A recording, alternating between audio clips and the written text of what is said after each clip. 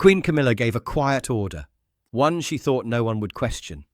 She told security to remove a royal guard mid-ceremony. No warning, no explanation, no resistance. But what the royal guard did in response didn't just stop the room.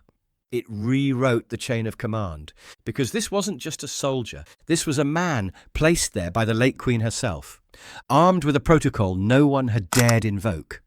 And by the time the king intervened, it wasn't the guard who was removed. Now, before we show you exactly what happened that day, make sure you're subscribed to Guard Watch. Also, drop a comment below telling us where you're watching from and stick around, because what happened next left even the Queen's own security speechless.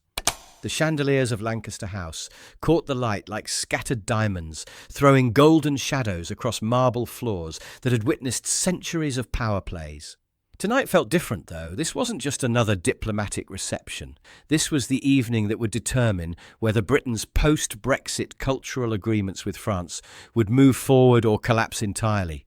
3 years of negotiations hung in the balance, and everyone from Downing Street to the Élysée Palace was watching. French whispers mixed with clipped German phrases in the corners. But it was the tight English conversations, those careful, strategic murmurs, that carried real weight through these corridors. Ministers spoke in code about trade clauses.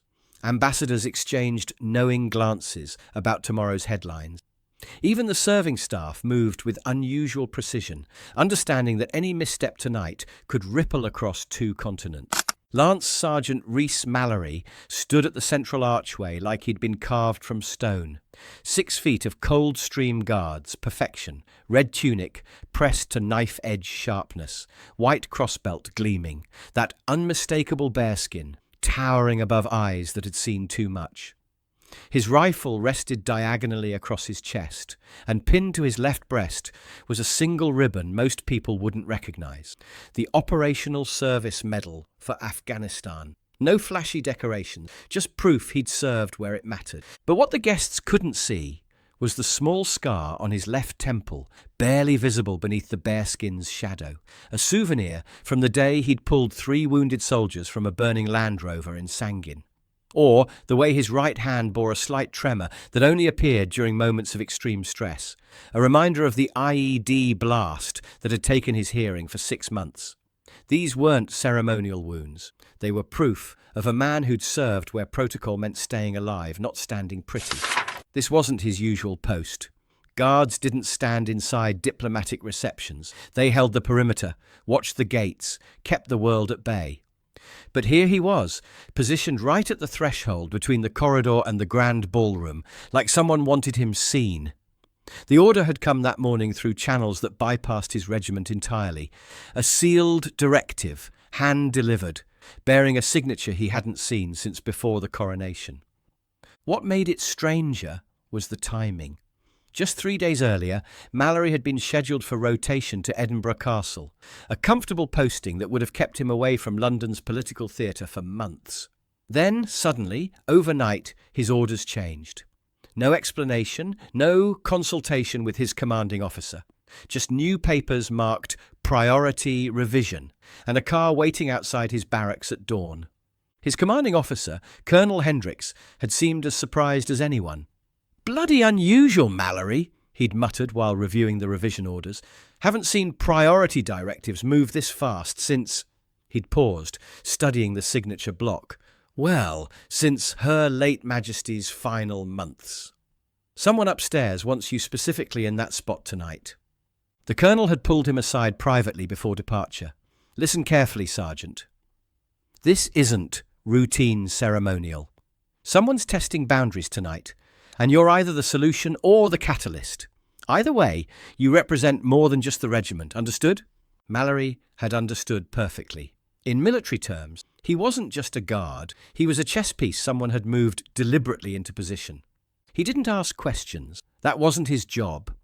But he understood that tonight, his presence was sending a message to someone who'd forgotten that some loyalties ran deeper than current politics. But something was off. You could feel it in the way staff moved, too careful, too quick to avoid eye contact. A junior minister practically sprinted past with his phone pressed to his ear, speaking in urgent whispers about contingency protocols. Even the catering crew, usually invisible in their efficiency, seemed to be stepping around landmines. One server nearly dropped a tray of champagne flutes when she noticed Mallory's positioning, her eyes widening with recognition before she hurried away. The French delegation had arrived 30 minutes early, unusual for diplomatic protocol. Their security chief, a granite-faced man named Dubois, whom Mallory recognized from joint operations in Mali, had taken one look at the interior positioning and immediately requested a private word with his British counterpart. The conversation, conducted in rapid French behind a marble pillar, involved several pointed gestures toward Mallory's post. A French general paused as he passed, gave Mallory a sharp nod of recognition, not for the uniform, but for the man inside it, then moved on without a word. But Mallory caught the general's murmured comment to his aide, "C'est lui qui a sauvé l'ambassadeur à Kabul," the one who saved the ambassador in Kabul. Across the way, an MP Mallory vaguely remembered from parliamentary hearings was speaking more loudly than necessary to his companion. About time someone from the real world held the line in here. Some of us remember what accountability looks like. The comment drew sharp looks from several ministry officials, but the MP didn't lower his voice. If anything, he seemed to be performing for the room, making sure his words carried to the right ears. Near the eastern wall, two BBC correspondents huddled with their producer, their conversation barely audible, but their gestures increasingly animated. One kept glancing toward Mallory, phone already in hand, thumb hovering over speed dial. They sensed a story developing, even if they couldn't yet identify what kind. Mallory pretended not to hear, pretended not to notice the camera that lingered on him just a beat too long, pretended he couldn't feel the tension building like pressure before a storm. He just stood there, silent, present, not blocking anyone's path, just holding the threshold, because sometimes the most dangerous person in the room is the one everyone assumes will never speak. Queen Camilla descended the curved staircase like she owned every inch of it. Ivory silk dress, black lace trim, amethyst brooch positioned just so, the same one she'd worn to her first state banquet as queen consort. Every step calculated, every glance rehearsed for the cameras that would capture 6 minutes of informal interaction with the French culture minister.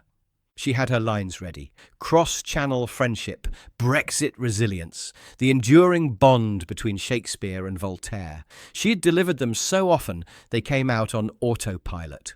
Tonight's performance was crucial. 3 major newspapers were positioning this reception as either a diplomatic triumph or a post-Brexit failure, depending on how smoothly the cultural exchange agreements progressed. But halfway down those stairs, she felt it. Something wrong with the room's rhythm. A discordant note in the carefully orchestrated evening.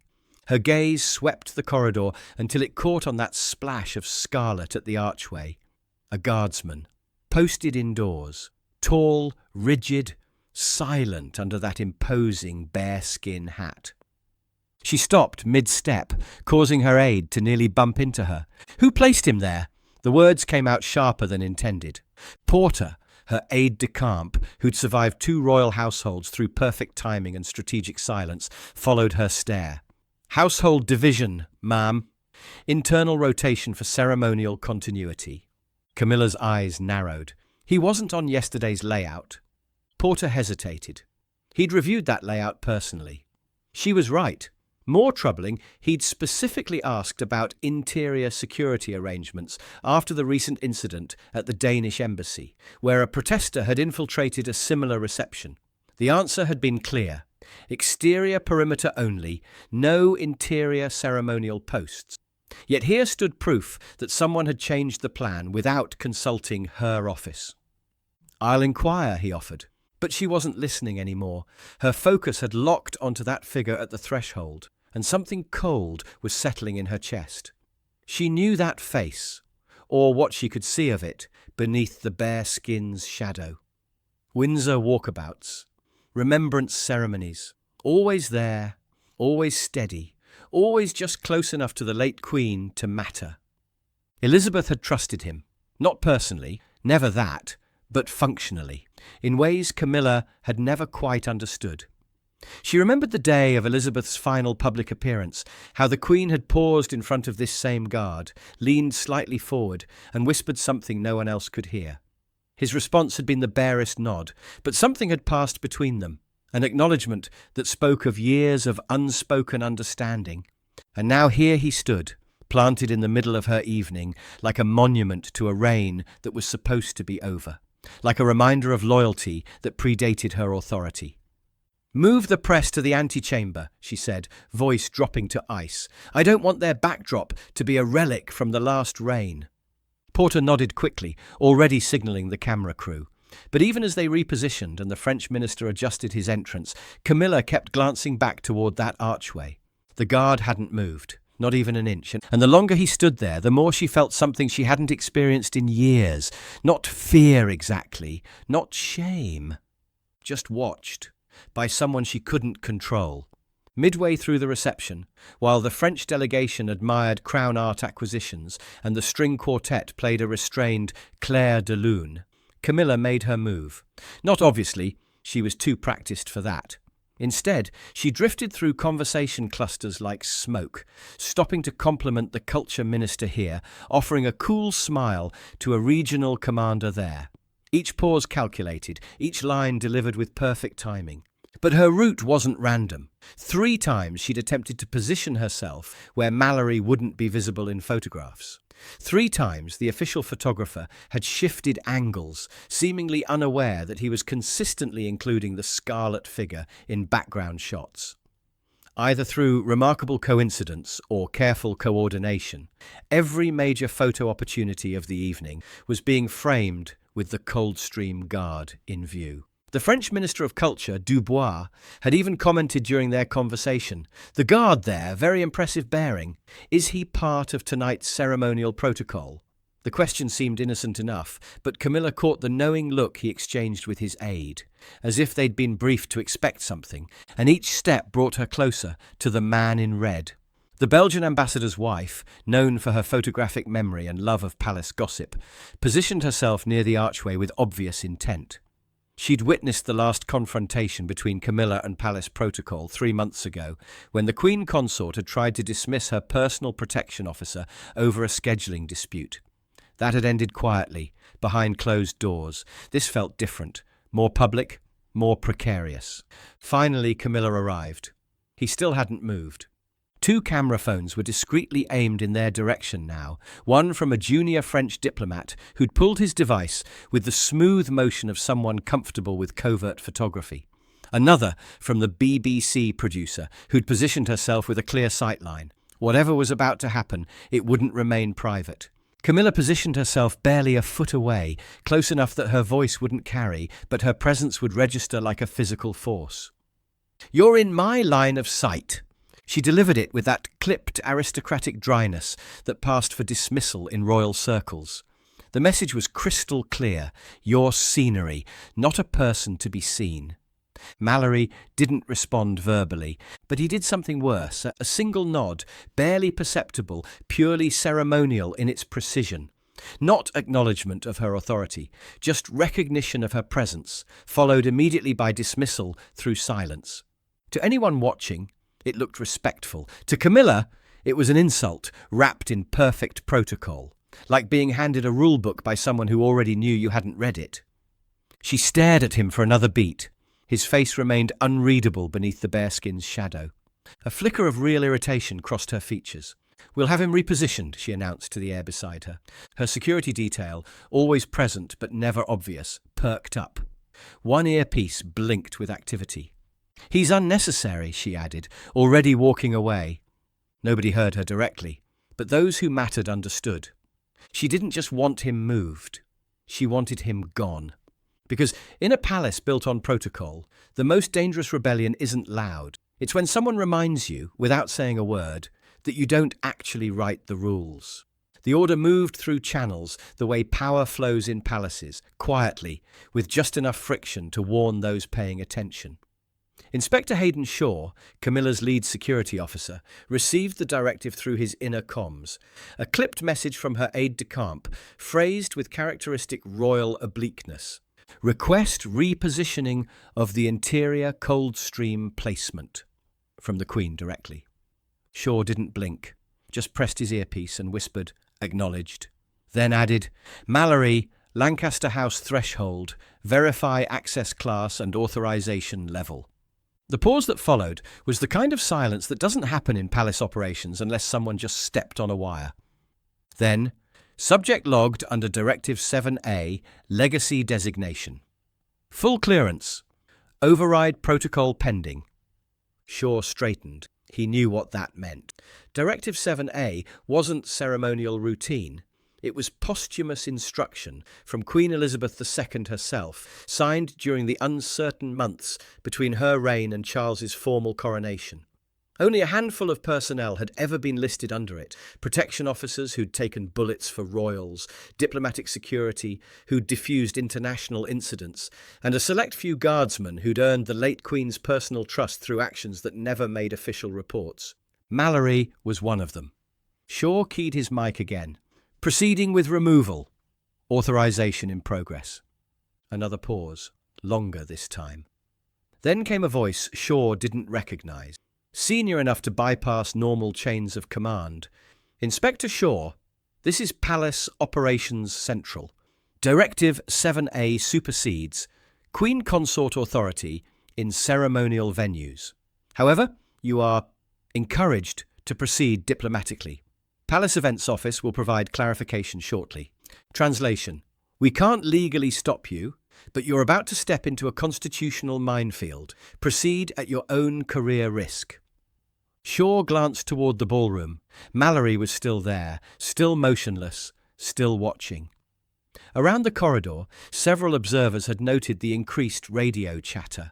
The Belgian ambassador's wife, who'd written extensively about palace protocol, actually pulled out a small notebook. The French security chief, Dubois, had positioned himself with a clear view of the developing situation. But it was the reaction from British officials that told the real story.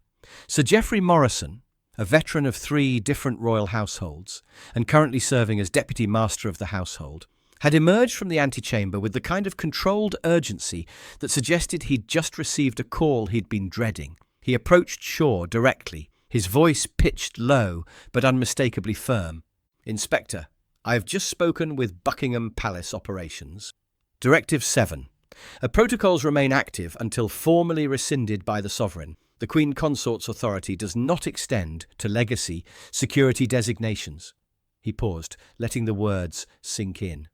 You are advised to withdraw your positioning immediately.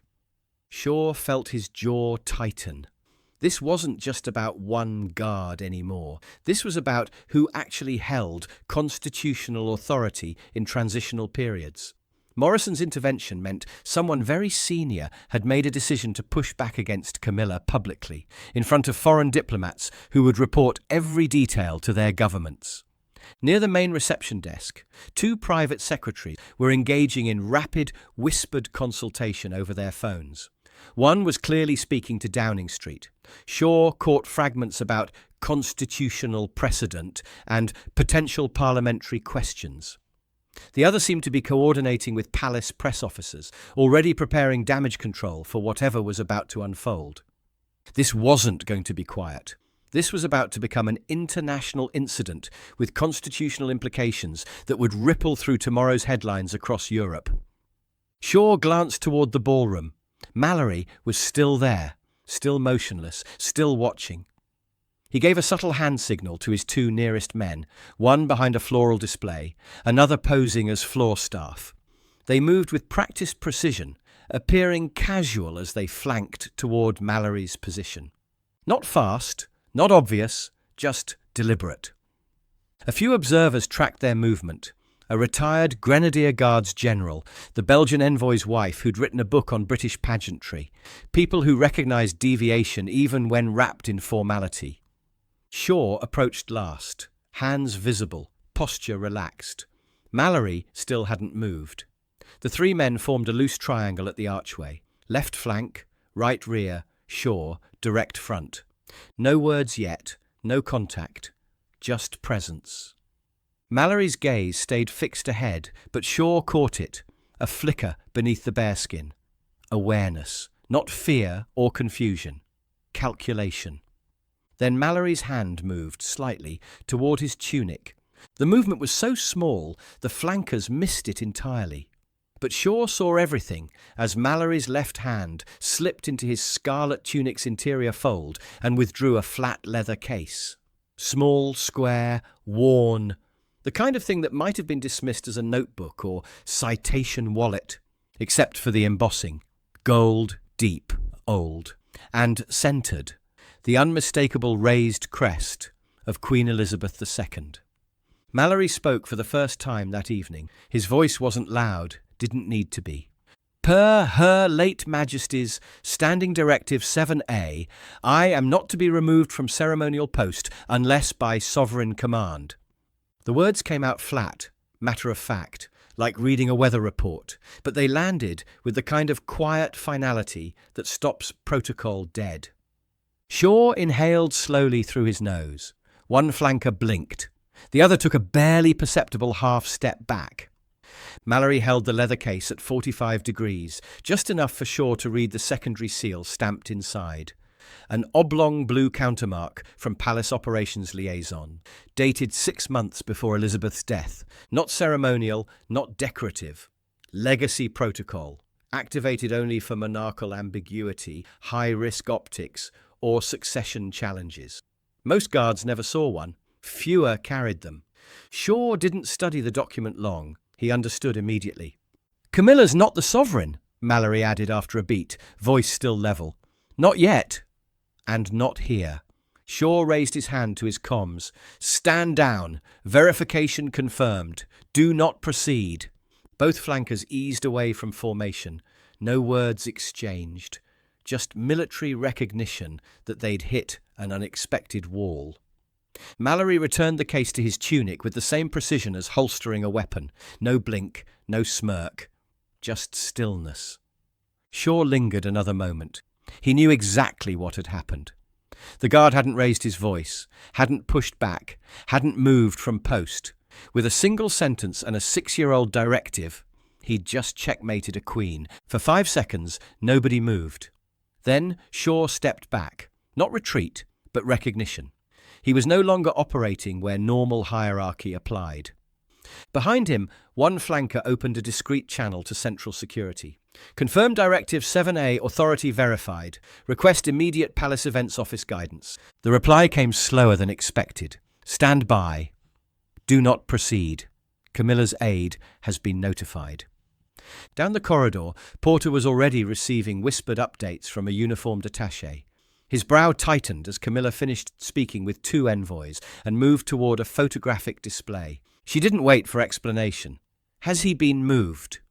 Porter cleared his throat delicately. "Ma'am, the sergeant is registered under standing legacy order from Her late Majesty." Camilla's eyes narrowed. "That cannot possibly still be valid." Porter hesitated, then delivered the news like a physician breaking bad results. "It is, within certain ceremonial precincts. Lancaster House is among them. The directive requires override by the sovereign." She stared at him. "Sovereign," she repeated flatly. "Yes, ma'am." No anger on her face yet, just focused disbelief, like trying to lift a curtain only to find it nailed shut. "Then invalidate it. Now." Porter blinked. "I can't." First time he'd ever said those words to her. Camilla turned fully to face him, voice dropping to barely above a whisper. "I am the Queen of England. Are you telling me I can't remove a guardsman from my own reception?" Porter looked at the floor half a second too long. Then, "Unless the king says otherwise, ma'am, yes." She didn't respond, but something in her cheek twitched. Down the hall, Mallory hadn't moved a muscle, still carved in red, gold and black, waiting for history to catch up. Shaw returned to his original post, hands behind back, face unreadable. Within 5 minutes, ripples had begun. Whispers behind columns, discreet texts between aides and liaisons.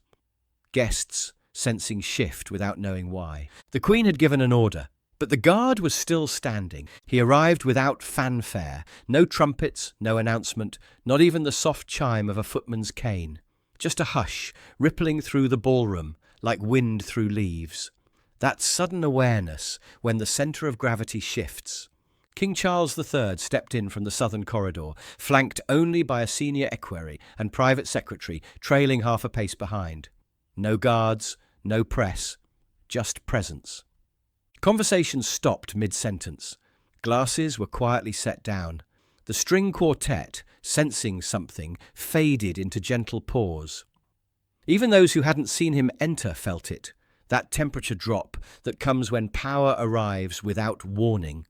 He didn't speak immediately. His eyes swept the corridor with practiced calm, taking in the stilled staff movements, the press sequestered behind hallway curtains, and finally, the figure at the centre of it all. Lance Sergeant Rhys Mallory, still at post, still silent, still watching everything and nothing. Charles walked toward him slowly, deliberately. He didn't acknowledge staff, ministers, aides, or Camilla, who stood off to the side with arms folded tightly across her chest. He stopped 2 feet from Mallory. For a moment, the king looked at him, not as monarch, but as a man who remembered Helmand reports and still thought of his mother in present tense. Then he gave a single subtle nod. Mallory, true to form, didn't return it. His posture remained unchanged. That, too, was part of the unspoken respect. Charles turned. Camilla's voice broke the silence first. "He's antagonizing me. He's destabilizing the optics. I asked for him to be removed because he's deliberately invoking—" The king raised his hand, not sharply, just enough. Then he spoke, soft but unmistakable. "You've been advised of the terms." She blinked. "He's not on your visible detail list. He's provoking attention." "He was placed here," Charles interrupted, "because I asked him to be." The words weren't loud, but they landed like granite. Heavy silence followed, and Camilla straightened. "You didn't inform me." Charles tilted his head slightly. "I don't need to." Directive 7. A was never rescinded, and tonight of all nights, I wanted someone who understood. Legacy. She didn't respond, not because she agreed, but because nothing in that room was strong enough to contradict the monarch and survive. The king turned back toward the ballroom. The tension hadn't broken, just shifted. Mallory remained at post, and Camilla? She wasn't the only royal in the corridor anymore. Charles said nothing further. The unspoken balance had shifted the moment he uttered those 7 words. He was placed here because I asked him to. No elaboration, no apology, just authority, executed with surgical restraint that didn't require raised voices. Camilla stood rigid near the gilded display table, half-shadowed, jaw tight, one hand gripping the other wrist like she was steadying herself. No one approached. Not aides, not press, not diplomats. Even Porter maintained respectful distance, studying the floor. Charles turned slightly left and spoke, not to his wife, but to the head of her security detail. "Escort Her Majesty to the East Vestibule. Give her a moment to rest. Ensure she's unbothered." Not a request. The security lead hesitated only a heartbeat before nodding. "Yes, Your Majesty." Camilla's head snapped toward Charles. "You're removing me?" He didn't answer immediately, just met her gaze, calm, tired, unyielding. Then finally, "No. I'm honouring your request." A beat. "Someone's being removed. Just not the guard." Her lips parted. She might have protested, demanded explanation, but no words came. The moment didn't allow for them. 2 members of her detail stepped gently to her sides. Not forceful, not rushed. Just there, with the quiet professionalism of people who'd handled 100 royal transitions. She looked around. Nobody made eye contact. In a palace built on ceremony, that was the loudest message possible. With a faint head tilt and sharp breath through her nose, Queen Camilla allowed herself to be escorted from the room. Not disgraced or scolded, but decisively removed from her own confrontation. The cameras didn't catch it, but the people who mattered saw everything. And Sergeant Mallory? He hadn't moved. Still upright, still silent, still the immovable symbol of something far older than any current crown. As the east vestibule doors eased shut behind Queen Camilla, the corridor seemed to exhale.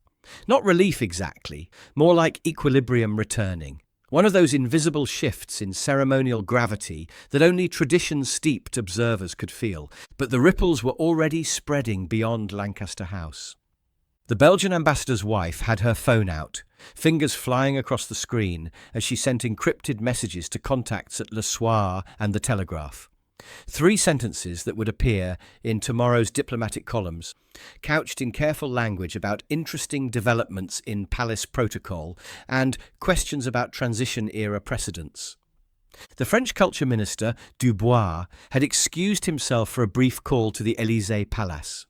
His report would be equally circumspect, but far more detailed, focusing on implications for tomorrow's formal agreements. Presidential aides would spend the next hour analysing whether tonight's events suggested instability in the British royal household that might affect negotiations. Near the main staircase, 2 senior civil servants huddled over their phones, already drafting memos for tomorrow's cabinet briefing. One kept glancing toward Mallory, shaking his head slowly.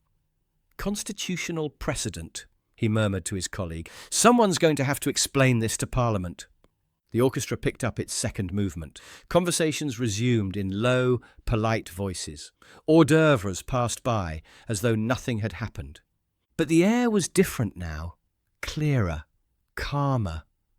And still, in the exact same place where he'd stood for over an hour, Lance Sergeant Rhys Mallory remained unmoved. He didn't adjust his rifle, didn't glance toward the vestibule, didn't allow himself even a hint of satisfaction. His posture held the same rigidity, the same geometry of loyalty as when the reception began. He didn't need to prove anything. He simply needed to be there. And now that was enough. A Belgian military attaché passed with a diplomatic folder, slowing only to offer a quiet nod and low remark. "Impressive resolve, Sergeant." Mallory didn't answer. The man didn't expect one. Further down the hall, a Lord Chancellor leaned toward his aide. "That's Coldstream bearing." They don't flinch. That's why they get front line at coronations and funerals alike. The compliments, analysis, admiration, none of it broke Mallory's stillness. It wasn't pride keeping him rooted. It was something older, passed down across centuries of guardsmen who'd stood watch while empires rose and fell around them. Minutes later, King Charles passed by again, returning from conversation with 2 envoys near the main staircase. He slowed as he reached Mallory's post. Didn't stop. Didn't make display, just glanced once and said, "Carry on, Sergeant." And Mallory, still silent, still facing forward, did exactly that. He carried on. Not because he'd won, but because loyalty doesn't raise its voice, it just endures. He never moved, not when she ordered him gone, not when security flanked him, not even when the king arrived. And in the end, it wasn't the guard who left that night, it was the Queen. Because sometimes the greatest power isn't loud. It doesn't wave, shout, or threaten. It just stands where it's meant to be, until the world has no choice but to move around it. Lance Sergeant Rhys Mallory didn't utter another word for the rest of the evening. He didn't need to. His silence had already said everything. Now we want to hear from you. Do you think Queen Camilla overstepped her authority by ordering a decorated guard removed during a live event? Should legacy protocols like Directive 7A still carry power after the monarch who wrote them has passed? And what would you have done in the king's place? Drop your answers in the comments. We read every single one. And if this moment left you as stunned as it did that room, hit that like button, subscribe, and tap the bell so you never miss a Royal Guard story we uncover here on Guard Watch. Before you go, share this with someone who still thinks ceremony doesn't mean power. There's another confrontation waiting for you right now on screen. Click it next, and we'll see you tomorrow, same time, same place, with another moment they never wanted you to see.